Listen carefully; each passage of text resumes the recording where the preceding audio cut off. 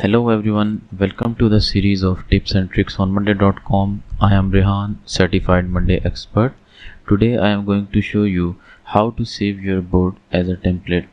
Open your board and then click on these three dots. There are two ways to do that basically. First one is that if you click on these three dots and save as template, click on that. Now your board is saved as template. The second way to do that is you can remove from template like that as well.